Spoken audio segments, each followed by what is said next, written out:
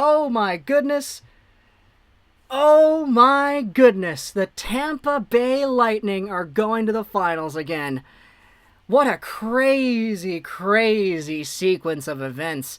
You had Tampa clearing it down into the Islanders' zone and holding it behind the net, the empty net.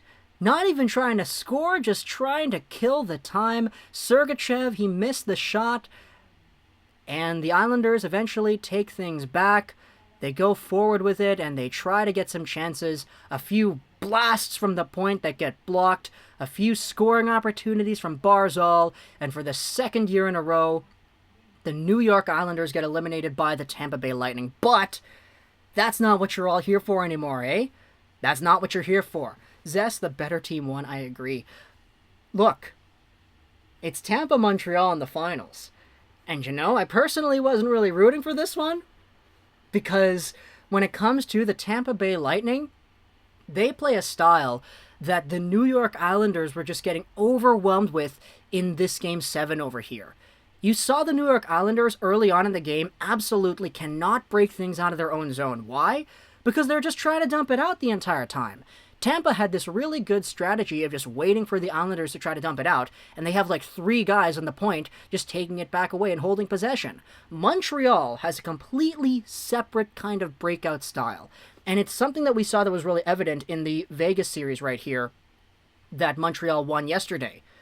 So Montreal has a really big tendency when they're breaking it out to do a lot of quick, short, simple passes to guys that are right beside them, and what that does is it forces the forecheck of the opposing team to spread out. Okay, there's a big car going outside. It forces the opposing team to spread out and track the new guys who are getting the puck. It opens up lanes and it opens up space, which allows Montreal to seamlessly break out. They did it so many times against Vegas, and I think with Tampa having a similar strategy of just waiting for New York to stump it out, I think it could be really interesting to see how Montreal can defend that transitional game against the Tampa Bay Lightning.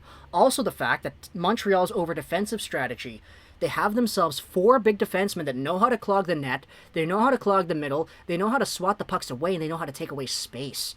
So for the Islanders, I mean, they play a different, grittier style of game. The Lightning play a game that's heavily reliant on dumping the pucks out, getting long flip passes out to their guys who squeak in and score on breakaways or 2-on-1s or whatever, kind of similar to what Montreal does.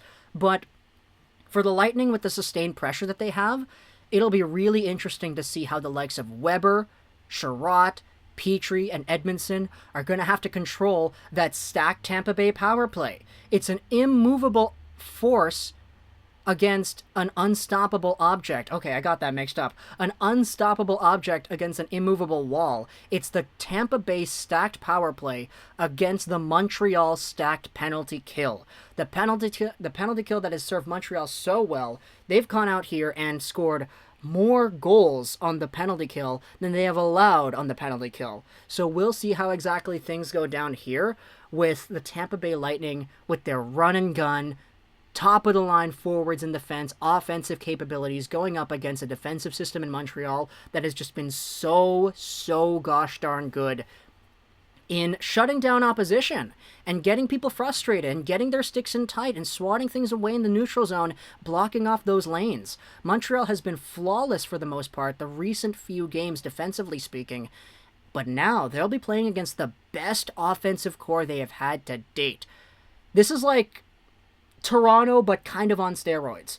I know Toronto, everything's about Toronto, isn't it? But like, Tampa Bay is what Toronto wanted to be, and they have their best players playing the way their best players should be, scoring all those points and getting all those goals. Vegas was a different, grimy, slimy, gritty kind of game that the Canadiens matched perfectly. But now they're playing a tough team that knows how to pour the offense on, but when it comes to putting out a fire, all you need is a good, immovable object like the Montreal Canadiens defense core in order to step up to the plate and stop things down there. So when it comes down to it, we'll see how exactly the Lightning and the Montreal Canadiens play. But man, a 1-0 Game 7 win for Tampa to send it to the final, second straight year in a row. Will we have another Pittsburgh Penguins situation? Will we have some more Pittsburgh Penguins going up there? You know what? If I'm Corey Perry, I'm kind of thinking to myself, man, this is the same team that went out here and eliminated us, the Dallas Stars, in the finals last year. I'm kind of feeling a little bit of revenge coming back out there, my friend. So, it's going to be really crazy. Sergachev versus Drouin. The chat's talking about this here. No way. Sergachev, man. Drouin isn't even going to be playing. At least, I don't think so. So, we'll see how exactly that goes down. But, man, Tampa is a faster team. Montreal's a fast team. Tampa's a passy team. Montreal can be a passy team, too. Both teams like to utilize the breakouts, where they get breakaways and 2-on-1s by flipping the puck out to guys who are dashing down behind the fence. Montreal has been sort of good at shutting those down, so we'll see how exactly they're able to counteract when the Tampa Bay Lightning do the same thing. But whether you like it or not, man, it's the Tampa Bay Lightning going to the Stanley Cup Finals for the second year in a row. All these guys, man. Take a look at the guys that were on the squad last year. Shen, Johnson, Maroon, Killorn, Palat, Goodrow, Coleman, Point, McDonough, even McElhinney, like Yanni Gord, Ruda, Chiarelli, Hedman, Cernak, Kucherov, Vasilevsky, Stamkos, Volkov, Sergachev. This is mostly the same team. Mostly the same team. So we'll see if they can repeat again, man. Like, I want to see what Shea Weber and Sherrod and Petrie and all of them are going to be able to do. As I said earlier in the stream, man, who cares if Shea Weber scored his first goal at the end of the third round? Who cares if Ben Sherrod has 0 points in the playoffs? Like, this is the Habs we're talking about there. They don't care about points. Let's go over onto the...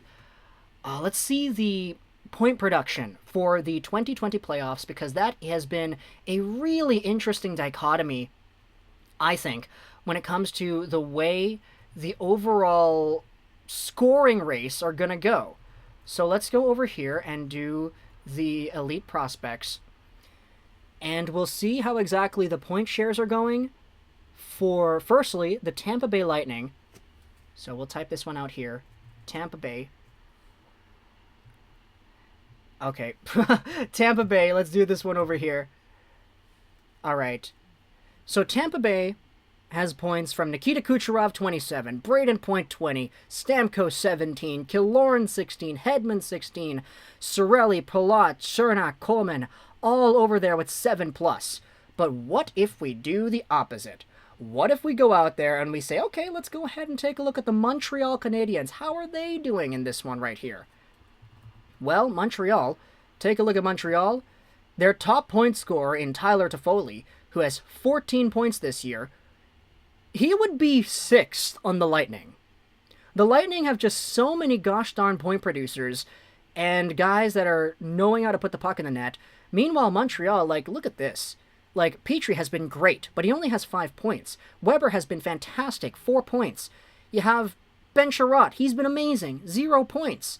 Who cares? This is a completely different style of game here, and all of a sudden, you have yourselves a Tampa Bay team that is going up against the best competition in net that they have had this entire postseason. Carey freaking Price. A .934 save percentage. We'll see how exactly it goes down. Vasilevsky versus Price is a goaltending match for the ages. Price has a .934 save percentage, Vasilevsky a .933, Price with a .202 goals against, Vasilevsky with a .211. They both have the same amount of games played. Also, Vasilevsky, he gets a shutout here, so this save percentage is probably going to go up a little bit soon. But ultimately, it's the defensive system versus the high-octane offense. Two fantastic goalies and two incredible teams. One is the underdog that nobody thought would be here. The other is the repeating champions from last year, looking for their second time in a row. Talk to me in the comments what you thought about this video over here. I hope you enjoyed the live stream. Guys, thank you so much for hanging out with us here and being a part of this stream, the experience and all that. I hope you enjoyed this video. And bye.